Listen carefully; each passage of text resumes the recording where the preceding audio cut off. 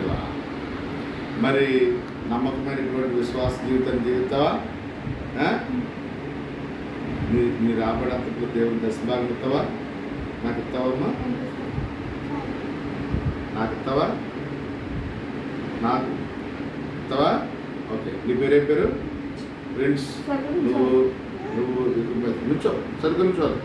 అలా తండ్రి యొక్క పెళ్లి గురించి పెళ్లి చేసుకుంటావా? ఇలా చెప్పాలి, గట్టిగా చెప్పాలి. పెళ్లి చేసుకుంటావా? పిల్లలకి అంటావా? అనాలి గట్టిగా. పిల్లలకి అంటావా?